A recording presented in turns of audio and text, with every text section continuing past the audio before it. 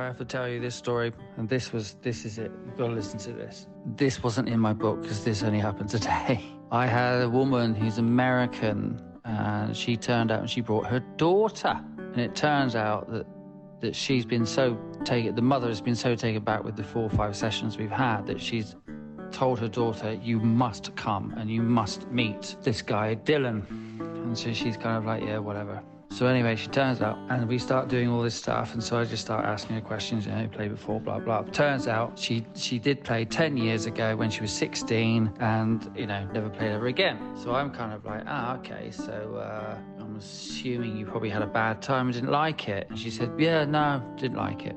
Okay. So we start doing our little tire drills, we do our shoulder shot, we do all the the normal stuff, cleaning grass. And she starts to hit the ball and the ball starts to fly. And then she's kind of like, wow, is this it? Is this all I have to do? And I'm like, yeah. So usually people learn, I start to explain, usually people start to learn. And she goes, yeah, well, exactly, yeah, that's it. I was taught keep my arms straight like this and turn like this and keep my head still. And then I had to swivel my hips. And so I said, oh, right, okay. That's the usual stuff. So I said, what, you did that for a while and you just didn't like it? And she goes, well, yeah, I was at this is it. Are you ready for this? I was at a kids camp in St. Andrews in Scotland. And I'm like, hang on, sorry, you were at kids camp in St. Andrews in Scotland? And she's like, yeah, I went for a 3-week kids camp in Scotland at St. Andrews. Now, think about that. You are talking the home of golf, where golf began. And at the home of golf, they are able to turn off a 16-year-old to play golf. Because as we started talking a bit more about it all, she said it was the most horrendous 3 weeks of her life. And it got so bad that she actually cried. So she cried while she was trying to learn the game of golf at the home of golf in Scotland.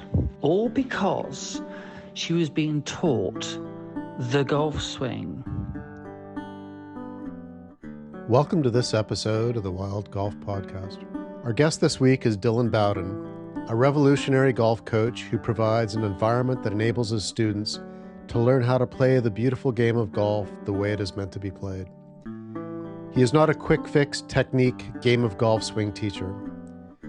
Dylan is also the author of a brilliant little book called Hit the Ball, a fictional tale with real-life characters that exposes the historical fraud upon which golf swing teaching is based.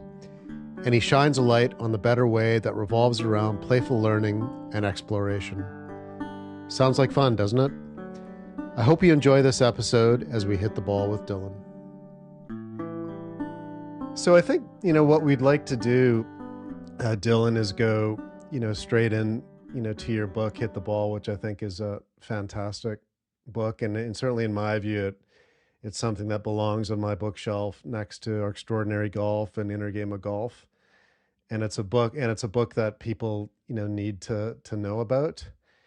And I was hoping that maybe, and we'll get into the detail of the book and everything else, but maybe just at a very high level, if you could just tell us what the storyline is about, appreciating that it's a work of fiction, even though, real people appear in it during a dream sequence. But maybe if you could just set the stage for us before we dig into it. Setting the stage.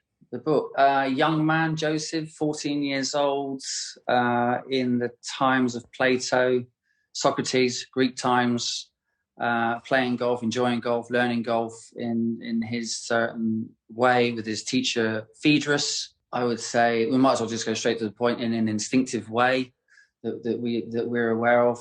And then he's very curious about a new school that's just turned up, which is run by a guy called Plato.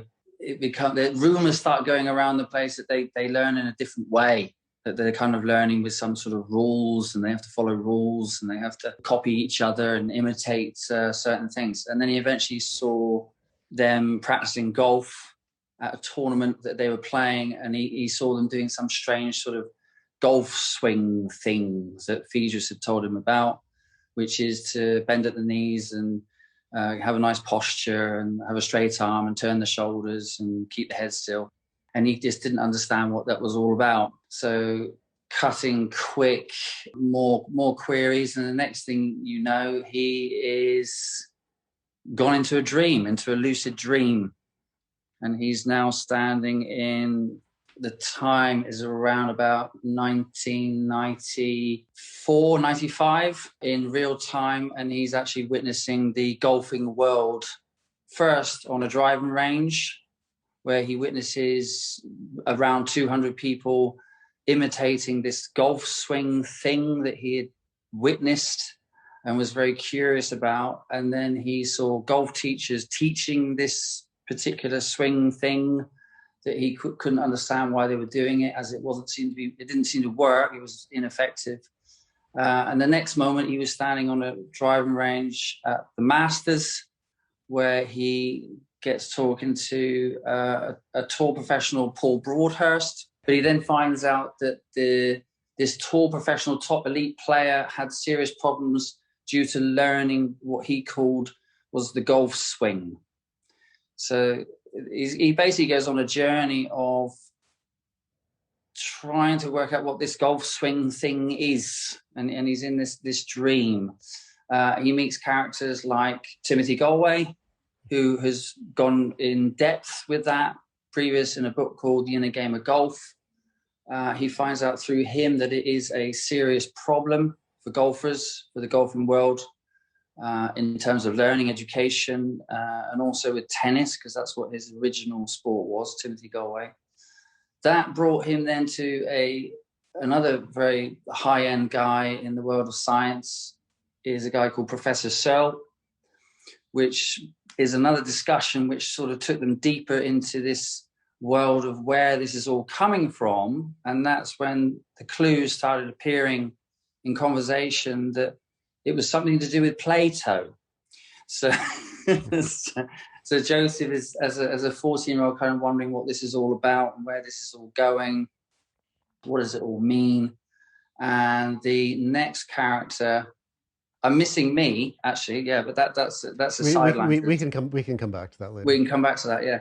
So the next thing, they move, they go to what I would say is the how do you say it? The pinnacle of the story is actually meeting a guy called Robert M. Persick, who is also a real man in real life, wrote a book called The Art of Motorcycle Maintenance, which actually uncovers the reasons that we have this sort of very scientific view on how we learn, and also trying to understand what reality is and how we explain it scientifically. And so he is uncovering that it did start in the times of Plato, Socrates, and Aristotle. It's explained in a very watered down way, as watered down as I could possibly do it.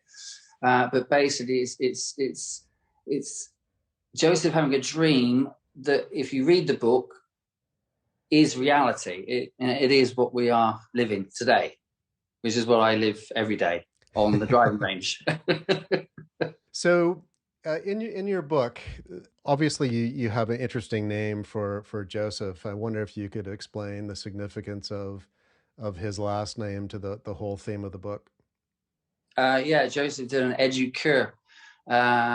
Educure is the Latin word for education. And the original, I think that was from Timothy Galway. So education originally meant to lead out, which it should be education. So you're basically leading out what already lies within.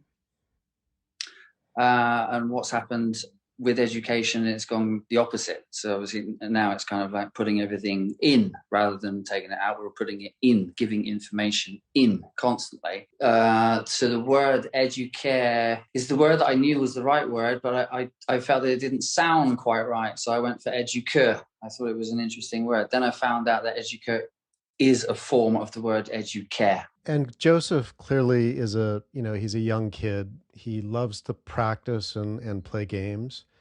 And there's a, interesting, comment at that stage by the narrator that, there's all these individual swings, and everybody could hit a variety of shots. These different actions of using the tool to achieve excellent results was their individuality in expressing arete. I'll use the sort of biblical Greek pronunciation.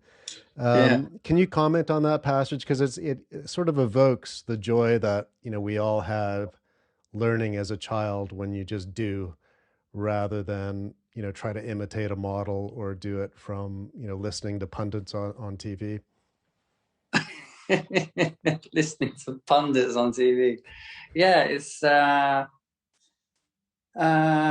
going back, that would be definitely hanging out with my mates. When I was 14, we used to go down the range. We used to mess around with chip shots, trying to make chip shots spin as much as possible, lob shots, going down there, hitting hard fades, hard draws. We all had different ways of doing it, and we just absolutely loved it. We had so much fun doing that. And I think that's what I was trying to explain there, not knowing when I was 14 that's what we were doing. We were just expressing our own excellence and fun of excellence, and we were all very good at what we did, and we had different ways of doing it. So I think that is using the word arete is just an expression of excellence, doing something well. And what's fascinating too is obviously you use ancient Greece as the starting point, with these two competing golf schools, as it were.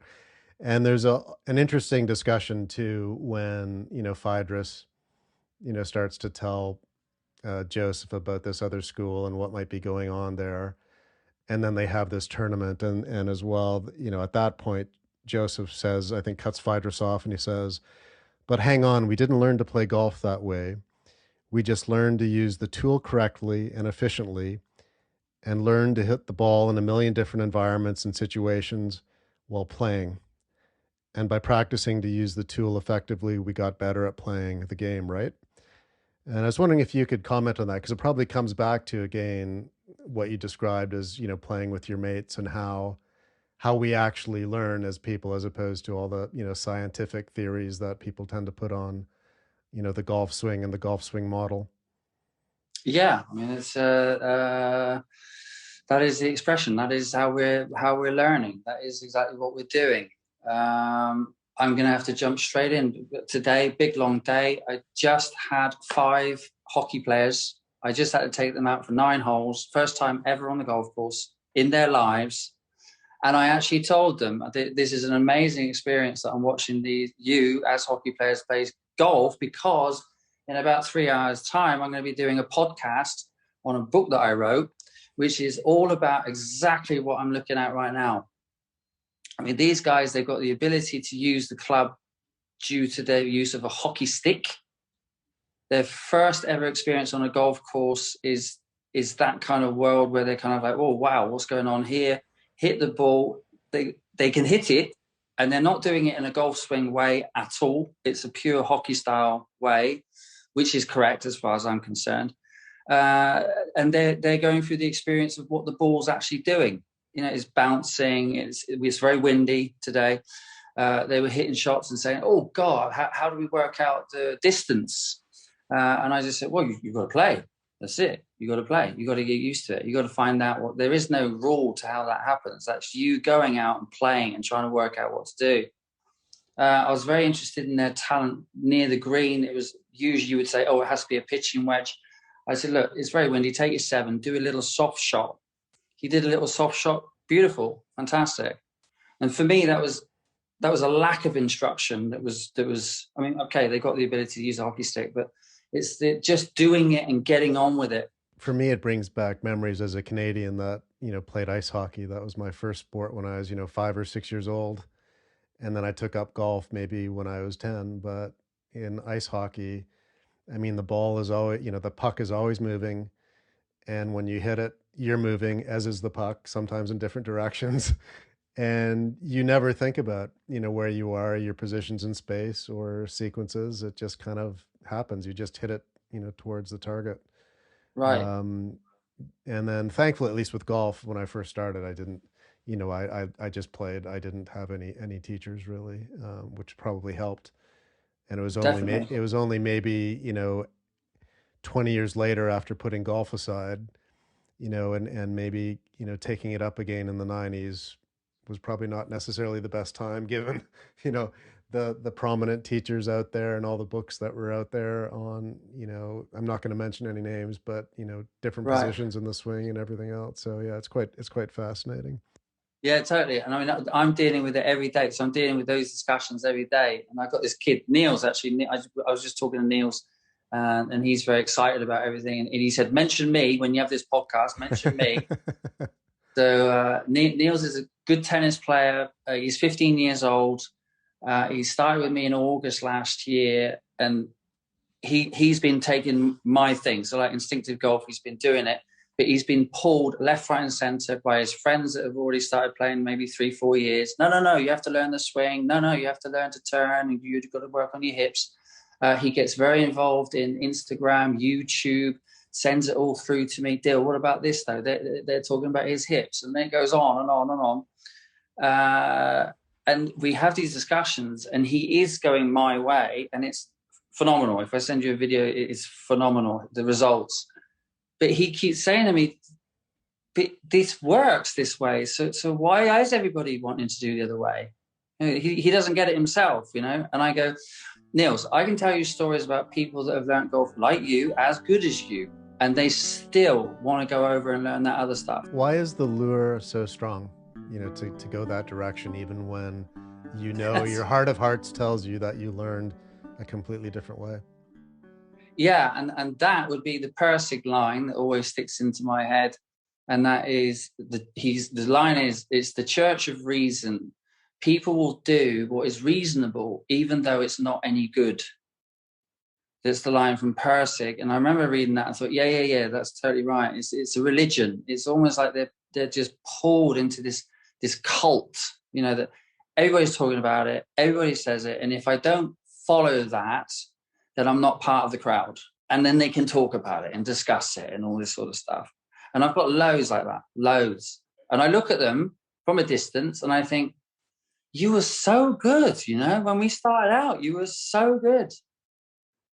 And now they're rubbish. They're totally rubbish. And they just stick to it. They don't come away from it. They don't think, oh, maybe I should go back to, you know, what I was doing before. It's amazing. It does fascinate me, yeah. So Joseph's parents in the book strike me as being, you know, the perfect golf parents. They're followers of wisdom. They sort of encourage. They sort of stay on the sidelines. They ask good questions. Question for you is, you know, what advice do you give to parents? Because I think so much interference come from parents, most of whom will be steeped in, you know, the golf swing truth or the golf swing model. How do you deal with that as a coach? I try to get them involved learning with me as soon as possible. So if I get them learning golf as soon as possible, and they learn with me, I'm lucky with them. Most are already playing golf. Most are already in the swing world, and I've got no chance. Kids have been taken away. Literally within a month, they're taken out. Yep. And social media doesn't help either, I guess. I mean, I got a classic one here in Vienna. You're going to like this one. CADA, which is a sort of like county training we have in England. They got a junior CADA here in Vienna, and it was 3 years ago where the kids would come to me and I'd say, no, you can soft arms. You don't need straight arms, soft arms, hit tires, and they have a lot of success. They would go down to their CADA training and they were told to keep their arms straight and then do their sort of shoulder turns and stuff.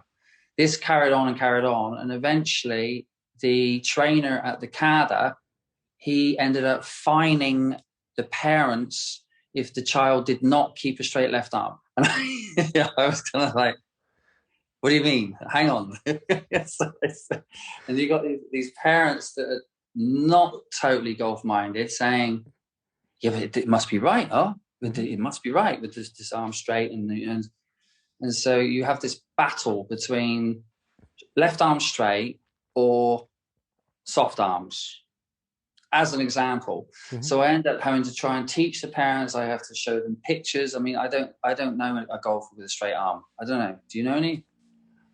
No. I mean, I've got hundreds of pictures of bent arms. Yeah, most arms that I know have a joint at the elbow that tends to. Yeah, exactly.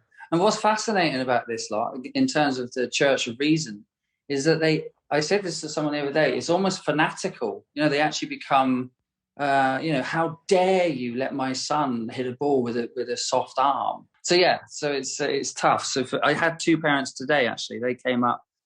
I had to bring Niels over. I said, look, this is Niels. This is a result of the learning. This is Paul. This is another one, result of the learning. These are your children, and they are on that track. So I've got sort of like advertisements.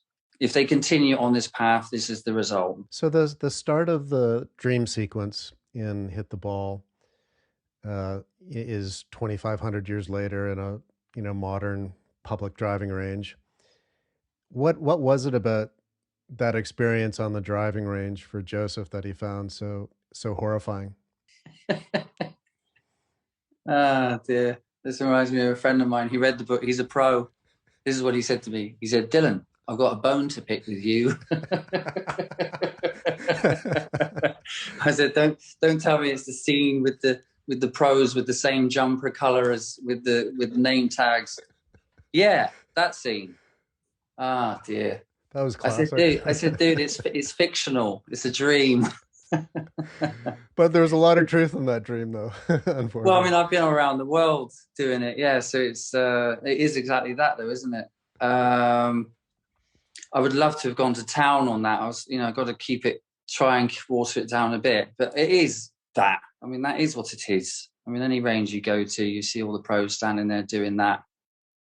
And I see them almost as priests. They're just sort of doing what they got to do. And another thing that people say to me all the time, yeah, but why do they teach that then? Because they don't do it. I mean, I play golf with them. They're not actually doing what they teach. So, why do they do it? I said, because they do. It's just the way it is. It's like, I don't know. It's like we have hot water in tea. It's just something that people do. They stand there and say, keep your arms straight and turn your shoulders and keep your head still. So we'll move ahead in the dream sequence to Joseph, popping up at the driving range at the Masters at Augusta National, and he has a chat with Paul Broadhurst. Yes. And I guess the question I have there, because Paul obviously is going through something, and he's being attracted to, with poor results of the golf swing truth path. So where did things go so wrong for, Paul, Ian Woosnam, Seve, who did start going down that path? And why did things go so well for the likes of Eamon Darcy, Colin Montgomery, and Jim Furyk?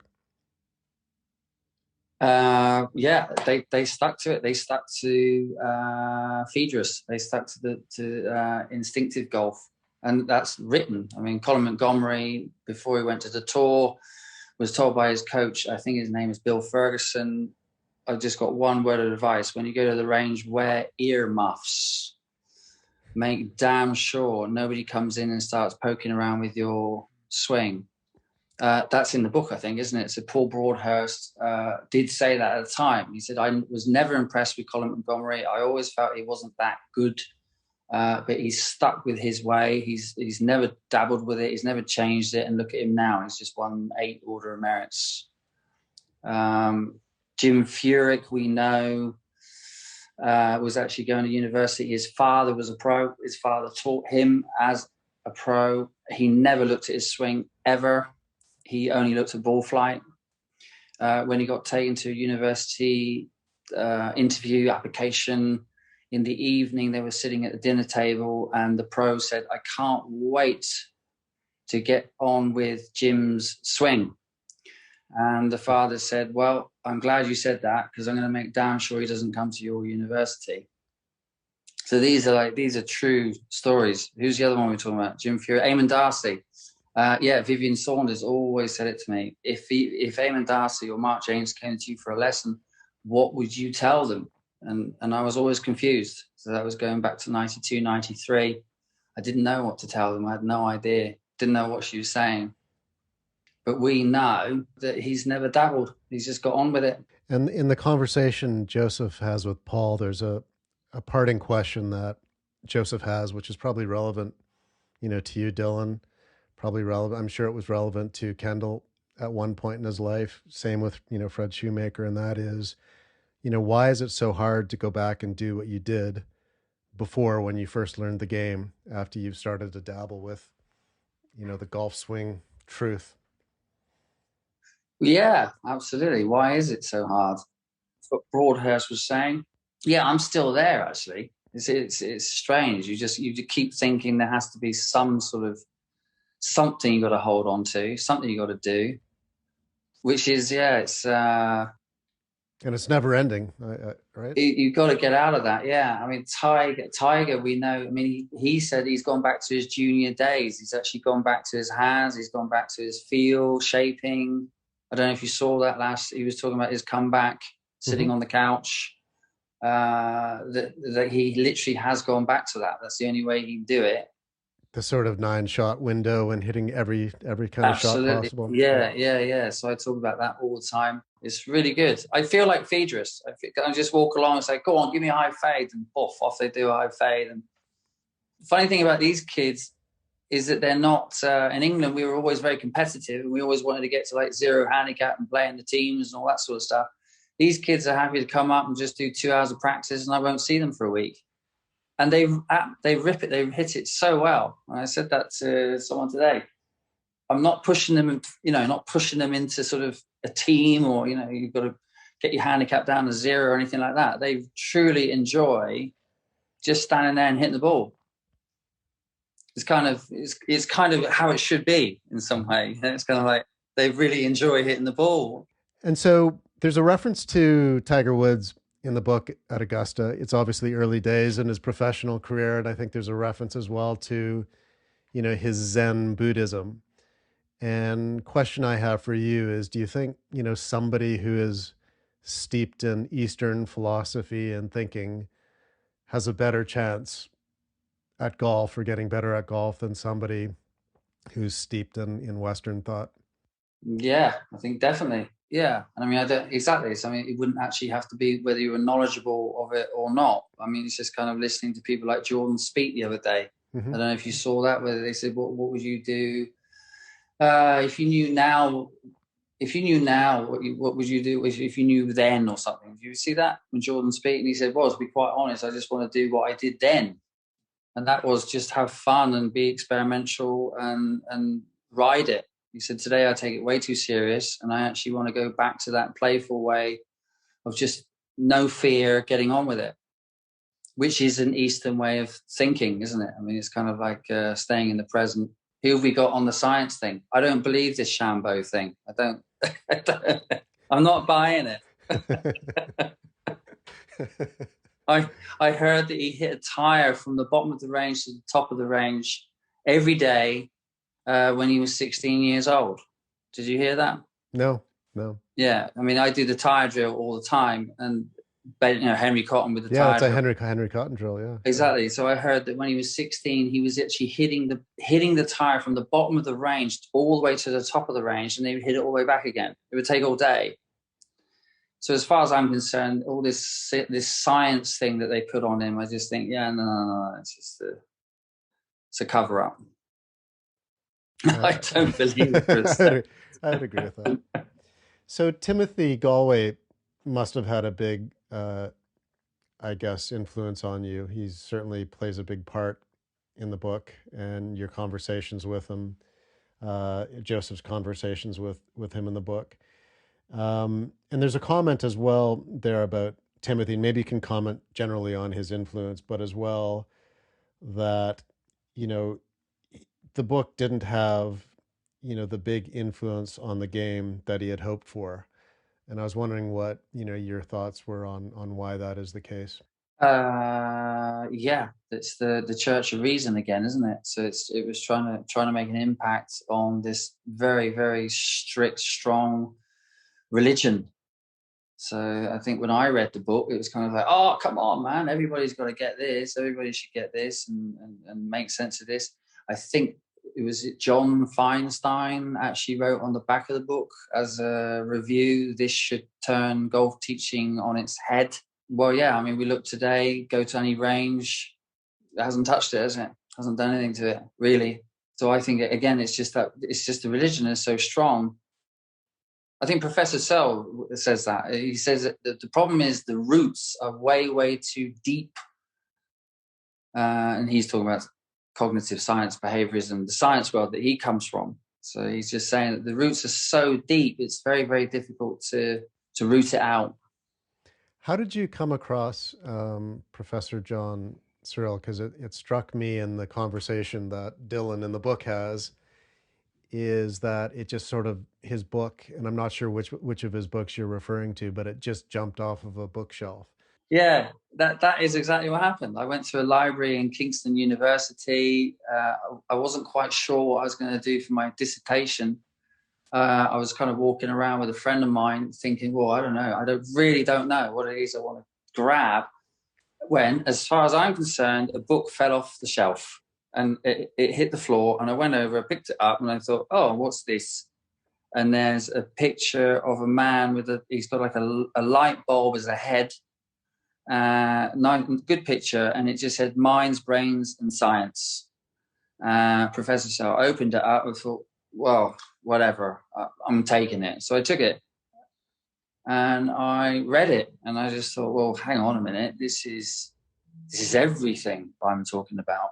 So he became a massive figure, and also the fact that he was referring to science coming from those times. He was actually talking about Plato and Socrates.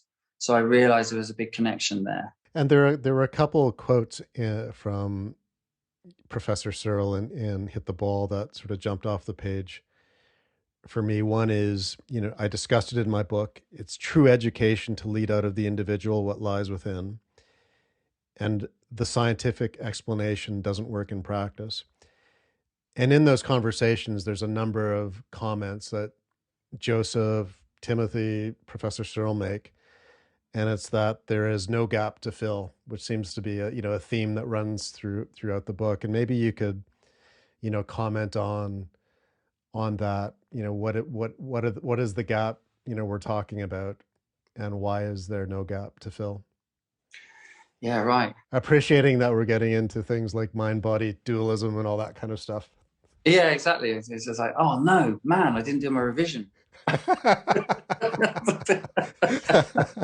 So I'm just kind of like, the brain is a biological function.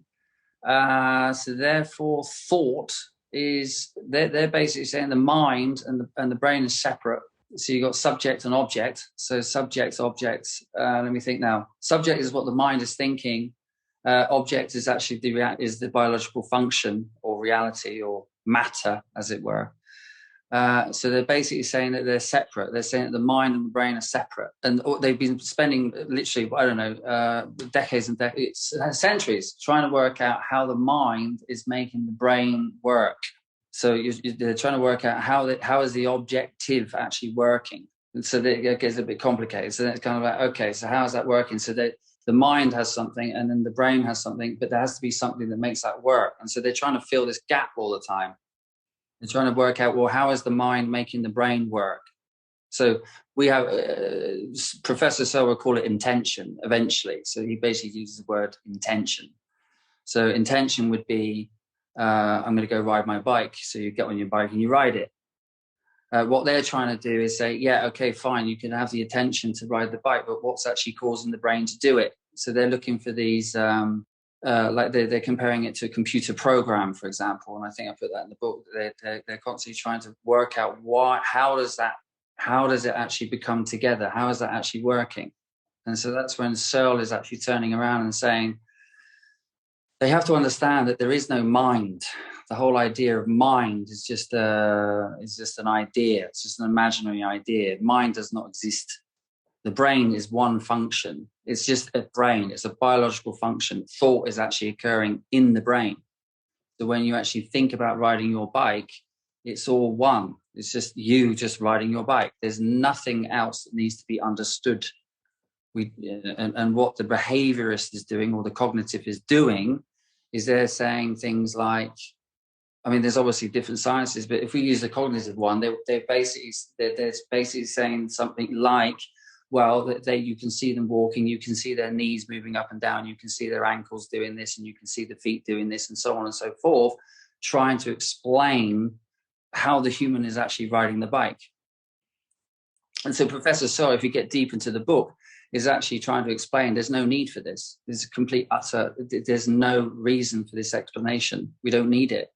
Because the body knows what to do, it just needs a clear intention. Yeah, it's connected, which is Zen, isn't it? Which is the Eastern way of doing things. It's already done. It's happening. That's it. We don't have to think about it. We don't have to dissect it. We don't have to analyze it. It's just a futile, complete piece of nonsense. And if we can bring that back to like the golf swing theory or the golf swing model, and how, in Western, thought that golf swing model is used to fill a gap that doesn't exist. And maybe you could comment on that, because I know that sort of comes up when Joseph tries to take what Professor Searle says and then, apply that to the golf swing and what happens in a golf swing. Yeah, overall, what is it? I said to people, what the golf swing is just a description of reality, an objective description. You're basically looking at the golf pro, let's say Tiger Woods, and then we are now dissecting every move that he makes and saying that is the golf swing. So that's how we explain the golf swing and describe the golf swing. And so this is now a reality for you to learn. I wonder too if like all of this comes back to, the title you gave to the book, Hit the Ball, which is more, your way of thinking about it, as opposed to the golf swing, theory that it's, that, and I think you as well, there's a few quotes from Bobby Jones or Ernest Jones in the book, how you don't need all these sort of, homespun theories about different parts of the swing. All you need to do is have an intention to hit the ball. Right, exactly. So you're looking for that intention. So Professor Searle talks about how the brain works. He did an example with his kid, I think it was. He said when I drive my car, when I would reverse my car into a reversing spot, he said basically I just look backwards and forwards and reverse it into a spot. My kid is learning how to drive a car, and he is told all these rules where he has to turn the wheel 2 times left and then 2 times right, and then he has to look into the mirror, and then he's got all these rules he has to follow to park the car, which is really not necessary. So, and I think that happens with the golf thing, that we have to follow these rules and we have to do these things to actually do this thing. Now, if we look at the intention, is to park the car. So park the car. And the same would go for Tiger Woods. What is his intention?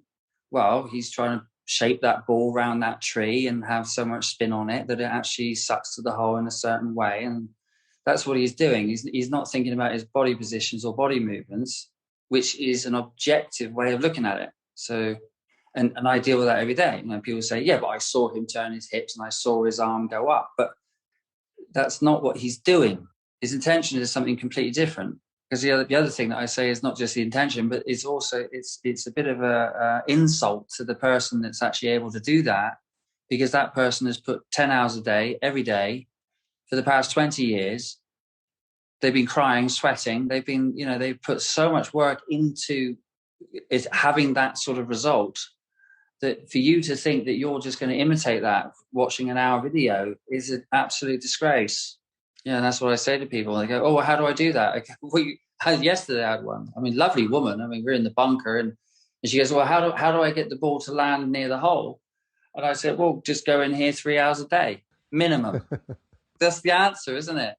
But the other thing is that people say, oh, yeah, what about this? I say, yeah, but they go, oh, why do they do that? And I go, yeah, well, maybe it's because of the money. Maybe it's because they, because it's this sort of the idea that you will never learn. Yeah. So then it's all to do with the money.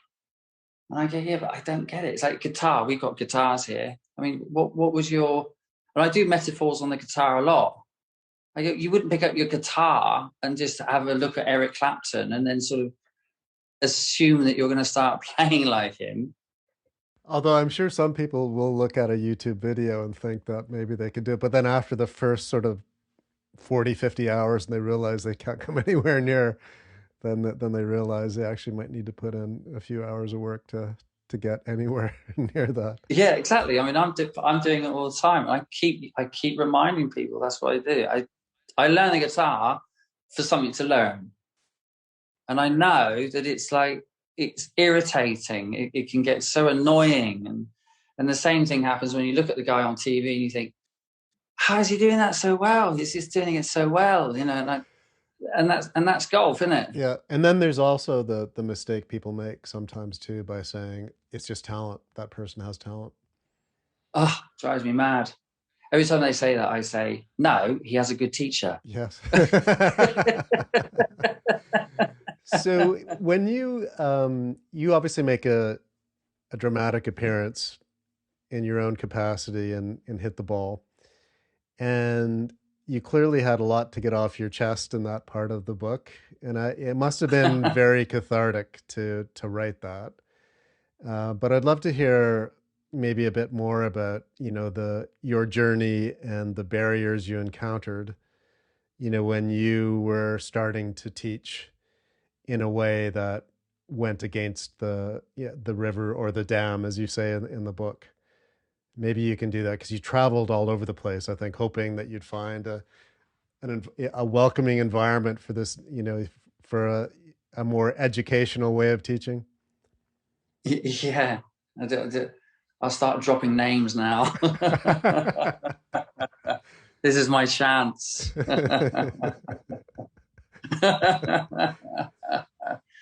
Oh God. Yeah, I suppose it's the Church of Reason, isn't it? I actually found out, oh my God, that religious cult is very, very strong. That is exactly that though. Was it wet behind the ears, excited? Yeah, get out there. I was going to do the Wally Armstrong, which is the swing ball.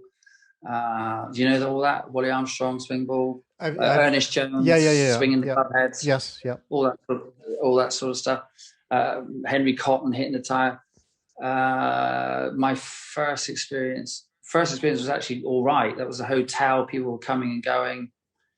I learned quite a bit doing that, and then I got an academy to build in Dusseldorf. And funny enough, was one of my university friends, but he was right on the 3D computers, force plates. Had the first ever force plates, and I was doing my thing, and he kept asking me to take the computer and video every beginner and go through this sort of scientific thing, which I wouldn't do. And I got sacked by him. So that was the first experience without warning. And that was basically that. I then went up to Hamburg, and I started pulling out hockey sticks, doing the same thing, hitting nails into the ground. And I was kind of then told, and I talked about this the other day with somebody, a lot of the teaching I do is like hockey. When they hit the ball, the club kind of stays down. I don't know, it's like a punch shot. This is all to do with compressing the ball, learning to compress the ball. Most people will taught to swing through and put the club on their shoulder and stand there like they're, you know, someone on the television. But even when I watch it on television, they don't do that either. It's just they believe that they need to teach that. So they miss the ball constantly. I teach compress, which means the club is down, which it looks like a sort of sawn off shot that you hear them on TV where they say, oh, it's a curtailed shot or curtailed follow through. I call it a punch or a stinger. And I'm then told that I'm not allowed to teach that because it doesn't look right. So that was another kind of warning and a push. Put your hockey sticks away. We're a team. You need to follow what we do. We've all got computers and cameras, and you need to follow that thing. That upset me. I then decided to go my own, went back to England. That didn't work out. Then I went into Singapore, where I went to the state-of-the-art techno world, where they had these like $500,000 rooms with all those sensors. You have to dress up like you're, you know, auditioning to RoboCop, they would say. This is all just to hit a golf ball. So these poor Singaporeans didn't really know what was going on. I then came into Vienna. I can go on and on and on, but I keep it short. the guy that was actually so fascinated as to why my students were so good, which is the truth, this is how it actually happened. I never told him why, because I get into trouble. 2 years later, sacked me for not following the rules that they teach, or the way that they teach. There was too much of people asking why I teach a different way, and it wasn't following their model, and so it just becomes a problem. So they just say bye, off you go. So I've had that experience, and now I'm lucky enough to be working at a club that it's my ex-girlfriend. So we were actually together, and she bought the club. So I now am my own boss. So I can have my hockey sticks and my squash rackets and ice hockey sticks, prance around in silly trousers and do what I want. And your other do you have other professionals working with you too, so they don't have to wear the same uniform, I think is what you're saying? Yeah, they have to do it, and they have to use hockey sticks. They're not allowed to use video camera. No, I was, funny enough, because Luke's been there. You've seen it, haven't you? Yeah, I was impressed. I loved the range. It was double-ended, and you had a huge hitting area. It really was massive. And then you had the Himalayas putting green, which was, well, it's the Himalayas. Yeah. No, I saw your bag of tricks. It's a cool place to be, actually. And you're talking about earlier about the golf course being windy. I could see that. It's a tough golf course, you know, it really is. If you see all that stuff, if you just go out there and have fun, tell you what, you could have a lot of fun there. There's lakes, there's trees, it's everything, really, isn't there? Yeah, that's great that you say that. Yeah, because we've worked hard at it. We're on year 8 now, and I think you probably met Andy Harrison. Andy Harrison was running the American school, and so he and many others have now joined the club. So I've actually got a good group of people. I've got English people, American people, Czech people, all sorts of different people, and they are on my side. So I'm juniors as well. So I'm slowly building an army of instinctive golf students. And I don't know if that was in the book, but when I first came in, not only do I get management bullying me, but I get student or players, members, committees bullying me too, which is quite odd. And I also have lessons that get bullied, so they get bullied all the time. I actually say to them now, when newcomers, I actually teach them. I say, by the way, you will be bullied for doing this. Mm-hmm. It will come, and I think you're very brave if you stick it out. So they're looking at me thinking, what is he talking about? You know, 2 or 3 weeks later, they come to me and say, oh, you're right. People don't like it. They don't like it. Strange, isn't it? And so what would you say, I mean, finishing off on Hit the Ball, is the, you know, one essential message of the book to anybody that's learning the game or teaching the game? The essential message, well, that it is a game. It's a game of golf. The act of the game is to take this golf club and hit the ball. That is what we're doing. If we want to go into the actual game, what is it? We're hitting a ball to a hole and putting it into a hole. That is what the game is. The game has nothing to do with golf swing. It was never called golf swing.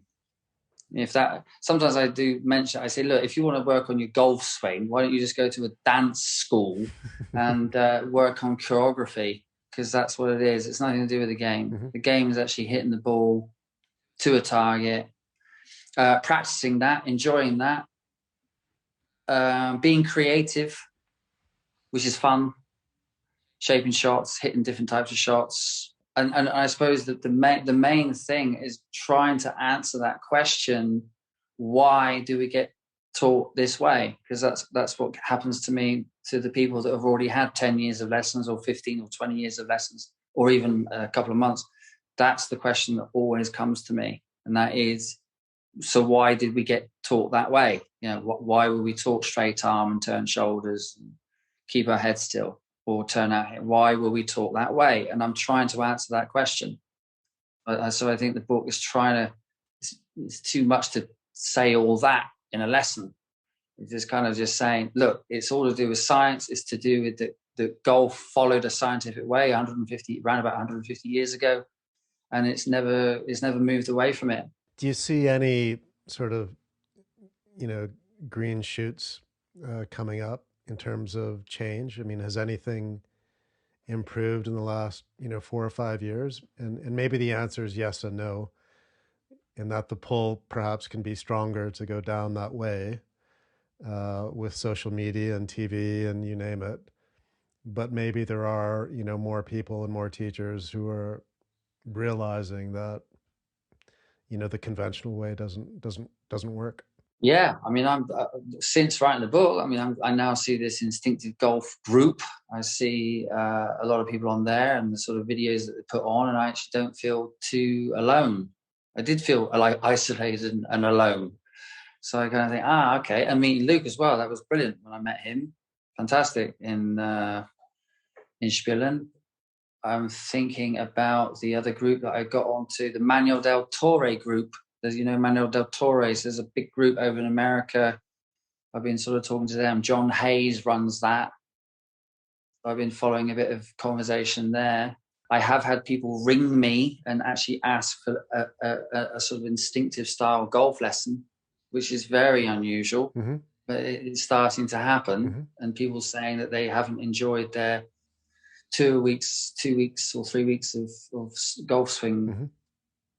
Courses. And then obviously I think that having been where I am in Spillen in Vienna is actually having that alternative there that they can actually have a go. Mm-hmm. Because if I'm not here, then obviously they can't do it. Because everybody teaches the golf swing. I mean, who does? I mean, it's Kendall, isn't it? It's Kendall, Malaska. I watch Malaska a lot. Mm-hmm. You know Mike Malaska? I know the name. Yeah. Yeah, I mean, I watch him a lot. His story is very similar. Mm-hmm. I mean, he was a tour player, talks about how he was learning the golf swing, how it screwed him up basically for 20 years. He felt that he was following instructions that were not good for him. Mm-hmm. He was a baseball player. He had it right all along when he was 16, 17. Mm-hmm. And if you watch his videos, he does talk a lot about all the people on the driving range following this golf swing thing, and they haven't got the foggiest of what they're doing. Mm-hmm. And so he talks about the golf club and how the golf club works. So they do exist. They are out there. And I think in the book, you mentioned you go out and see AJ Bonar, I think, for a week.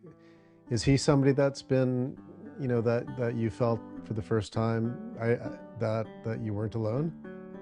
Yes, that was the original. Yeah. So that was again coincidence. It was just kind of like a guy I thought, oh, he's interesting. Golf Channel, got the DVD, put the DVD on. I don't know if have you seen the DVD? I have not. No. And he literally first half an hour, he is lecturing, 8 sports people, top sports people, baseball players, and American football players, tennis players. But he's lecturing them. And in his lecture, he starts talking about Aristotle and Plato. That's great. And I'm thinking, hang on a minute. So he starts talking about the origins of science, and then he starts talking about the golf club and how the golf club is working, and he brings in the nail, the compression. Yeah, so I went over to see him, and that's another fascinating thing about the Church of Reason. When I actually got to him in San Diego, 2006, he was the professor of golf coaching of the San Diego Golf University for 13 years. And his basically, we just met. So we were just talking.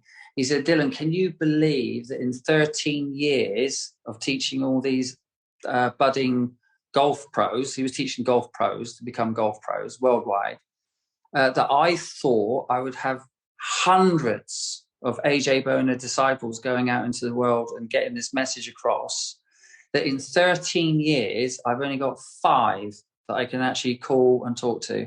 I was absolutely blown away. I was just like, really? He's like, yeah, no, you can't. He said, even me as professor of the university, I could not get the message across.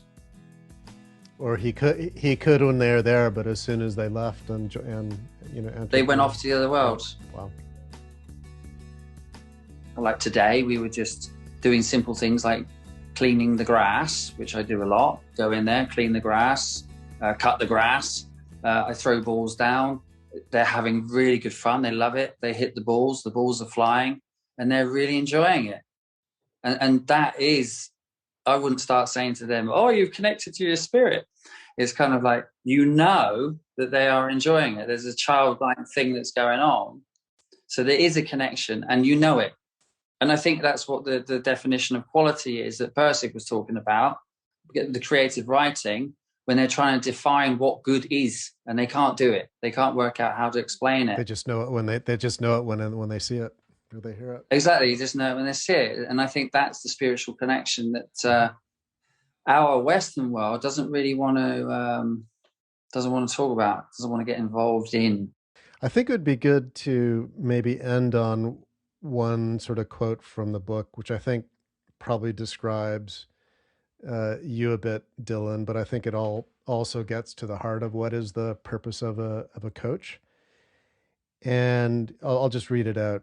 Phaedrus, their teacher, guided them, encouraged them, motivated them, and demonstrated to them while they learned their particular skill.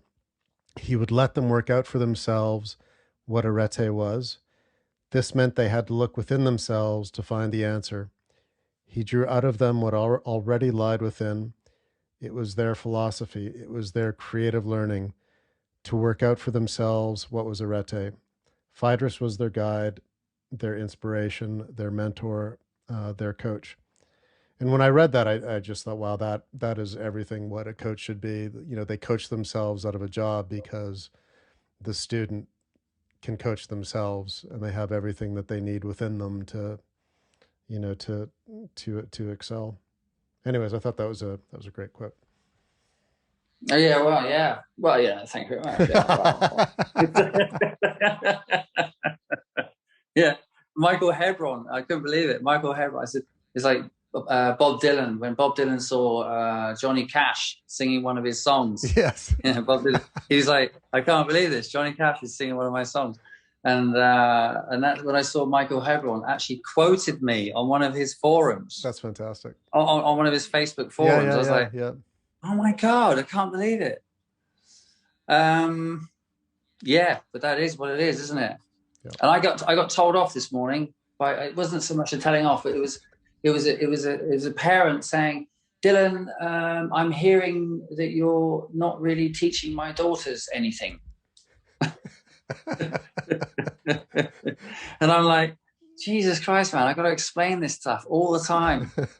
I'm not here to teach them, you know. That's classic. I'm here to mind them and make sure they're on the right path. Yeah. You're corrupting the youth with your wild ideas. I am, yeah. It's terrible. But I said to someone the other day, I mean, we can go on. I said they're going to start throwing water at me. Luke, should we finish off with the rapid fire questions and then? Yeah. Okay. Why don't you lead us off? Okay. So, what has your wildest golf adventure experience been?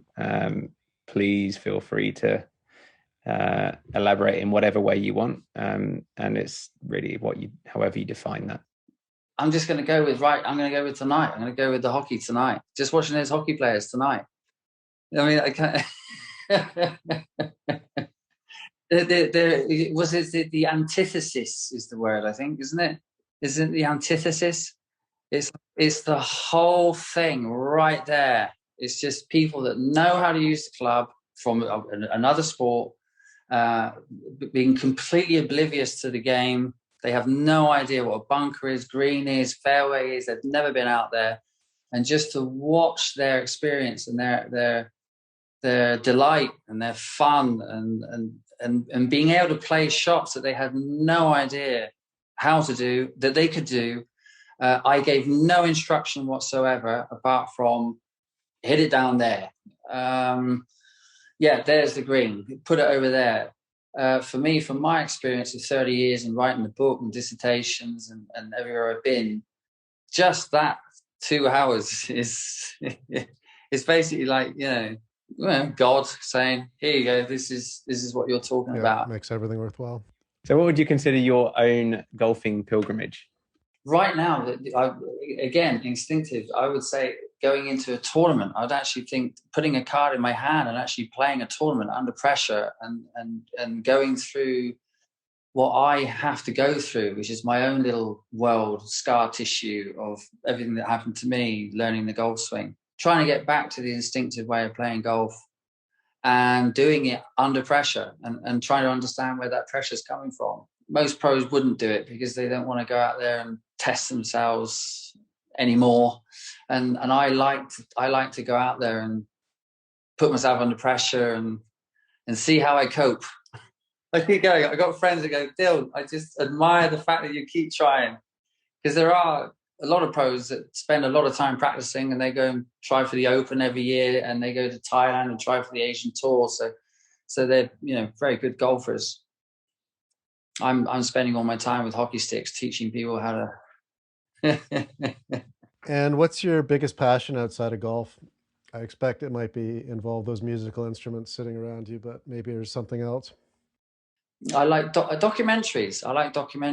I see a lot of similarities with the golfing world, in other worlds, crime world, police world, politicians' world, all sorts of things that go on. You think, yeah, it's over there as well. And last question, if you could fly a banner around the world from an eco-friendly plane, what message would you like to tell the world?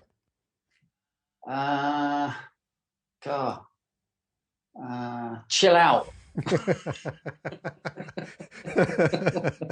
That's a good one. That would probably work for a lot of people. So Dylan, where can people find out more about you on social media and your website? www.dylangolf.com. Book, obviously, Amazon, Facebook. I'm under Dylan Kuhnzak Bowden. I'm always posting up something that I did in the day, and that's it. I think Instagram, don't do it, but I'm always posting something on Facebook. Yeah, fantastic. Which is prehistoric, according to my juniors. Dylan, thank you for your time. You've been so generous today and have been a brilliant guest. Thank you very much. Thank you. Enjoyed it very much. Thank you for listening to this episode of the Wild Golf Podcast. If you enjoyed this episode, please tell a friend and leave a review on your favorite podcasting service. Our guests next week are Sharon, Charita, and Natasha, the three amazing women behind Diamonds on the Green, a fast-growing organization in the United States that creates a safe and fun environment for women of color to learn the game of golf.